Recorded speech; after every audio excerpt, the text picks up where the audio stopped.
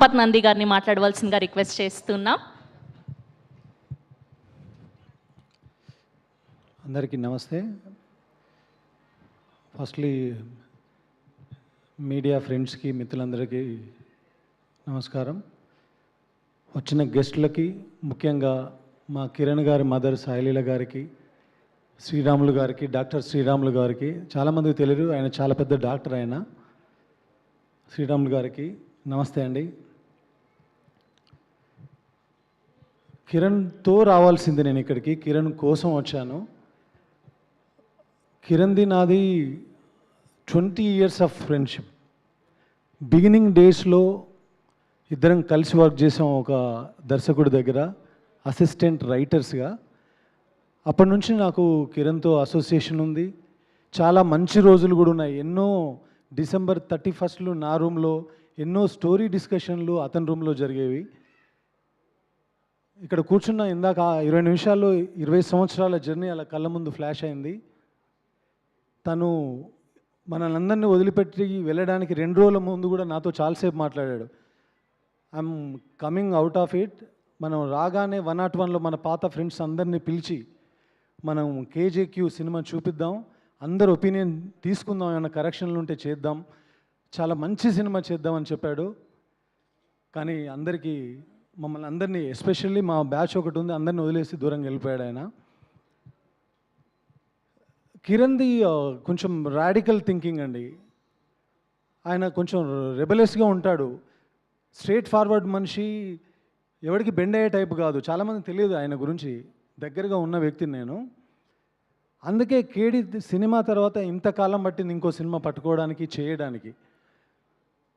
ఆయన ఏది చేసినా కొంచెం అవుట్ ఆఫ్ ది బాక్స్. మా ఇద్దరికి క్రియేటివ్గా కొంచెం నేను కమర్షియల్ వైపు ఉండేవాడిని, ఆయన కొత్త థాటు, కొత్త కంటెంట్ అంటుండేవాడు. అక్కడ కొంచెం చిన్న గ్యాప్ ఉండేది. కానీ ఫ్రెండ్స్గా మాత్రం వీఆర్ ఆల్వేస్ టుగెదర్.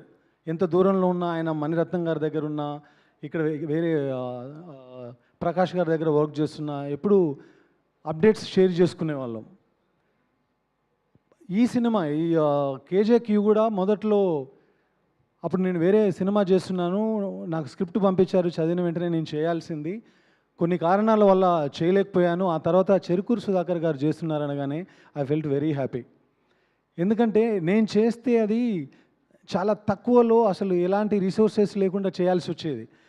ఆ స్క్రిప్ట్ సుధాకర్ గారి చేతుల్లో పడడానికి కారణం నా ఫ్రెండ్, ఇంకో ఫ్రెండ్ సుధాకర్ గారు.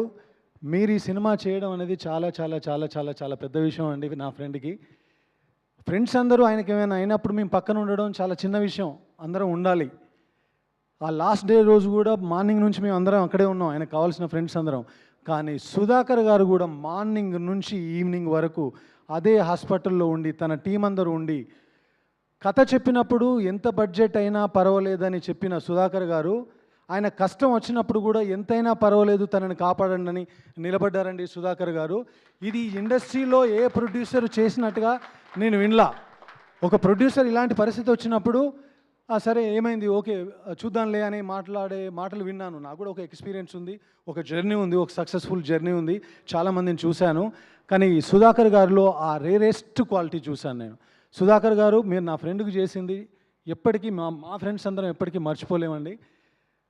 తప్పకుండా ఈ సినిమాలో చేసిన మన శ్రీకాంత్ వదిల వాళ్ళ బ్రదర్ చాలా బాగా చేస్తాడు ఆయన. నేను చూశాను దీనికి సంబంధించిన క్లిప్స్ కానీ, ఫుటేజ్ కానీ. ఈ సినిమా చాలా పెద్ద సక్సెస్ అయ్యి, ఆయన చివరిలో చెప్పిన మాట ఏంటంటే, ఈ సినిమా అందరికీ నచ్చాలి, ఈ సినిమా అందరికీ చేరాలి. 2 రోజుల ముందు చాలాసేపు మాట్లాడాడు నాతో.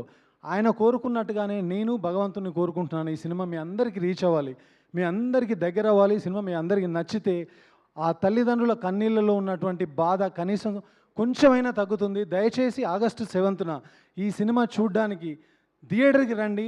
మా కిరణ్, మా ఫ్రెండ్ చేసిన సినిమాను చూడండి, మీకు నచ్చితే 10 మందికి చెప్పండి.